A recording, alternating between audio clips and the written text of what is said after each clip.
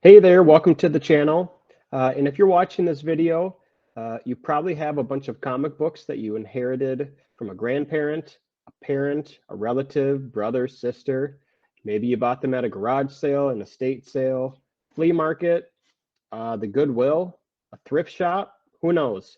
But you're here because you have no idea what you have in front of you. You have no idea what they're worth. And I'm here to show you how to organize everything that you have and to determine the value of the comic books that are sitting in front of you or next to you. So the first thing I want to tell everybody watching this video is that never sell to a comic book shop. Well, why is that? Well, if you think about it, a comic book shop are experts with comic books, right? They have a store they need to pay rent on. They have employees that they need to pay, bills, electricity, things like that. And they're going to give you 20, 30, 40 cents on the dollar for what you got, okay? So if you're looking to sell really fast, you really just don't care, so be it. Take it to a comic book shop. But if you want to get the most for your money or pretty close to the most for your money, continue watching this video and I can help you. So the first thing I want you to do is make sure you have all the books out of the cardboard boxes, the tubs, however you picked them up, and I want you to organize it by title. And what I mean by that is if you have Amazing Spider-Man, is I want you to take all of those Amazing Spider-Mans and put them in a pile. If you want to get real crazy, if you notice on the cover, it gives you an issue number. So number 252, not the price of the book of when it first came out back in the 60s and 70s. We're talking about the issue number. Put them in order from issue number because this will save you a ton of time later on when we start looking up the values of what these comics are worth and to determine what you even have in front of you. What is it? Why is it worth so much? So we'll talk about that. So why don't you go ahead and start organizing everything you have, make piles by character and by title. Oh, and one thing I should probably mention is if you have no idea what the title is or the issue number, you can always open the cover and it'll show on the first page at the bottom what the title of the book is, what the year was that it was published, and the issue number. Sometimes if you take the back cover, they have it hiding back there too. So it just depends what you got in front of you. Every publisher was different. But for the most part, it's going to be on that first page on the inside cover. So why don't you go ahead and do that? And then once you're done, I'll show you the next step on how to figure out what you have in front of you. All right, so you have your piles. The next step is to take your phone and download the app called Key Collector. They have it on the Apple Store, the Google Play Store, or you can just do it through their website. It's just keycollectorcomics.com. You might need to make a free account to do the searching ability. Maybe you don't, but after you've downloaded the app, you're in the website. What I want you to do is go up to the search and then click on title. So from here, we're going to take that Amazing Spider-Man 252 that I showed you earlier, and we're going to do a search on Amazing because that's the title of the book. So you don't want to just search Spider-Man. I mean, you can, but it gets a little clunky on when you're trying to figure out what you have. Always do the title of the book. So Amazing Spider-Man. And I'm going to click on this image right here. And it's telling me that there are 287 books here in their library under Amazing Spider-Man. So let's click on that. And let's start scrolling a little bit. You notice it shows Amazing Spider-Man #1. It tells you what it is, why it's worth $82,000 or only $4,500. We'll get into that later. But as you can see, I'm scrolling, and let's see here if I can show you a good example. Amazing Spider-Man's a bad example because they're all worth big money, especially from the early days. Let's see here. Man, they have everything listed here. Let's keep going. Okay, so if you notice, it shows issue number 52, and then it jumps to issue 55. So what that means is that issue 53 and 54 are not a key. What does that mean? What is a key? Well, the website is called Key Collector. If you notice under each of these books listed, it tells you what it is you're looking at. So number 56, first appearance of Captain George Stacy. Iconic cover. third appearance of Kingpin. So if you're not seeing your issue listed here, so again, let's do issue 53. Let's see if it's even on here. It's not going to show it because it's not a key book. It's not as important as some of these other ones. So when you're searching and if you're not finding it, I want you to put that book in the junk pile. If you're noticing some of your books show up here and it's worth, I would say, at least $5 on the low end, $5 on the low end, I want you to put it in the special pile, okay? So let's take that book we were looking at earlier, the one that I showed you, Amazing Spider-Man 252.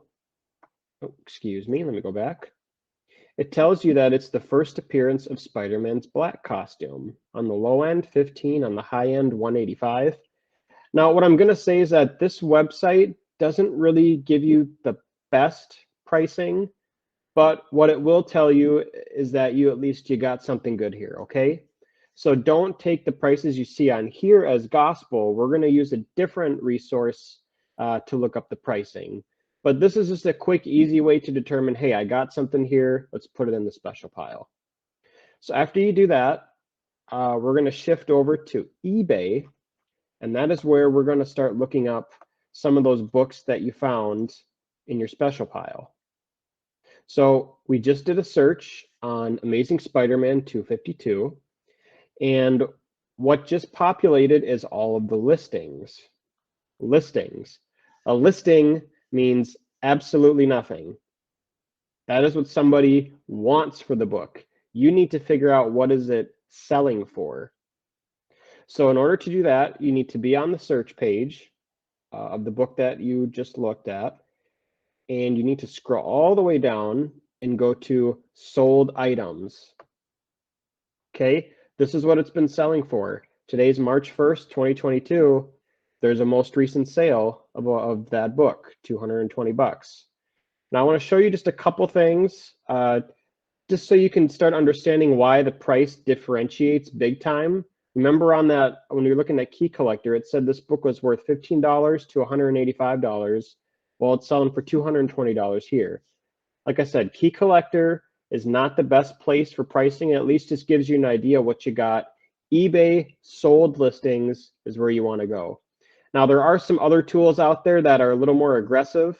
They actually pull pricing from here, some auction sites, but we're not going to get that crazy. I think this is the best way to do it, especially if you're a rookie, to figure out what you got.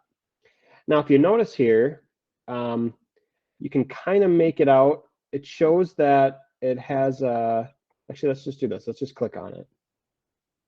This book is actually graded. And what I mean by that is sometimes if you have a valuable book, you could send it into a professional company to give it a grade, meaning they'll look at the corners, right? They'll look at the corners, the edges, the spine, and they'll give it a score. And the higher the score, the more valuable it is. You really should not be looking at pricing of your book if it's not graded, comparing it to graded books, because there is a cost to get it graded. It takes time to get that book to come back after grading, and then there's a time cost to that, right? So what you need to be looking at is if you have a book that's not graded, you need to be looking at it, just as it is. You might have it in like a plastic sleeve, something like that. So for example, this one has the left corner looks kind of bad. The upper right corner is bent. Bottom right corner is okay. Bottom left corner, has a little bit of the ink missing. But overall, not a bad book. So what I recommend doing is finding the same condition of your book to these sold listings of that book and compare apples to apples, right? If you have a book that has a bunch of rips and tears on the cover and you're comparing it to a book that looks immaculate, I'm sorry, you cannot say that your ripped up book is worth the same amount as the one that is in immaculate condition. Be honest with yourself, okay? So that's the number one thing that I would say rookies do, is that they see the best looking one and like, oh my God, it's worth 300 bucks. Well, no, it's probably worth like 20 bucks. So I want you to start doing that. Go through eBay, look at what it's selling for, and if you have something extremely valuable, put that in the extra special pile. And then we can talk about what you'd want to do with that pile versus just the special pile, and then the junk pile. So eBay sold listings is the best way to go because it gives you real-time data as to what your book is selling for. And you can even see the date that it's sold for. Okay, so why don't you go ahead and do that, and then we'll talk about what to do next. Okay, so you've looked up all of your pricing on eBay. You found some good ones. You found some ones that you thought you were going to be able to retire, ended up not being the case. But you may have spent a lot of time doing that, but I would say good for you because most people don't do this. They just sell it all in bulk, and they realize they may have given something away at at a price that they're not too happy about. So here's what I would do. That junk pile that you have, let's say you have 200 of them, 200 junky books that really aren't worth anything. If you can sell those for at least 50 cents a piece, I would say you're doing okay. And what I recommend is Facebook Marketplace. The more pictures, the better, because what will happen is you're going to get bombarded by comic book people saying, can I see more pictures? Can I see more pictures? You're going to get annoyed. So I would say lay them out in piles of 10, a row of 5, a row of 5, take a picture. Next set, 5, 5, picture, next. Start doing that, and once you get through them all, post it all on a listing on Facebook Marketplace, and you will get some messages. And like I said, if you can sell that junk pile for a few $100, or I would say just take the amount of books you have in the junk pile, cut that number in half. That's what you should start it at, and then go from there. Now that special pile that you have, you can do a couple of things. Again, you can do a bulk sale on those. Let's say you have 10 books worth maybe $30 a piece. Well, again, you're not going to get the top price for it, except on eBay. The most money is going to be on eBay. And the challenge with that is you got to realize you have to package it correctly. You have to pay eBay fees. You have to take good pictures. You have to go to the post office. That all takes time, and it can be really demanding. And especially if you've never shipped a comic book before, it's more than likely, if you've never done it, your book is going to end up being bent, on arrival. What you want to do is you want to take some thick cardboard and put it around each side of the book, tape it, put some bubble wrap on it, and then put it in some sort of box. And again, that's going to take time. Do you really want to do that? Who knows? Now, that really extra special pile, let's say you have one of these and it's in really good shape. Yeah, I would put it on eBay. You'll probably get, a couple $100 for it. And again, you want to make sure it's in a nice plastic sleeve. It has a backer. These are called backers. You're going to put some bubble wrap around it, some cardboard, put it in one of those medium flat rate boxes that the post office sells you, and it's a flat rate, $16, and you can charge the buyer the $16 shipping. Comic books get damaged all the time going through eBay, but if you use a medium flat rate box and you package it properly, 9 times out of 10 it'll be fine. Don't send it in one of those bubble mailers. It's going to get bent, and you're going to have a really upset buyer. You're going to have to refund them. They're going to keep the book. You're going to be out that. But that's what I would do with the most valuable books. The one other thing I want to recommend is don't post all of these pictures in a Facebook group, a comic book Facebook group to be specific. So let's look at this guy, Travis. I recently inherited a comic book collection. I've read some through the years. They've never been opened. And you're just going to get bombarded with comments on people giving you advice, possibly creating a list. It's just going to take you a lot of time to do it that way. If you've made it this far through the video, you've taken the proper steps, but just don't make the classic vulture post and say, I have a bunch of comic books. What are they worth? Well, you're going to get some people that'll give you advice. They're going to troll you. They're going to make some bad comments. You're going to get bombarded with messages. Just follow the steps in this video. Facebook Marketplace for the bulk stuff, possibly that special pile, and then those really special books, sell them on eBay is what I recommend. And again, this is all if you're just trying to sell them and get rid of them. But what I recommend is if you really do have something truly special, that really special pile, you know, we're talking hundreds of dollars per book, I would just keep them. You know, you got these for free, most likely. Keep them. They're a great investment, especially the last few years. Comic book collectibles, sports cards, and Pokemon have all risen in value in general. You know, it's just a good way to stay a little bit diversified, okay? So, and one thing I want to show you before I end the video is, again, this is a book here, Amazing Spider-Man 361. Not being graded, this is probably worth $100, but in this condition, 9.8, it's worth $600, 550 to $600. Okay, so I'll probably make another video that talks about grading, but there's a cost to get this book graded and then get it encapsulated, and it takes a lot of time.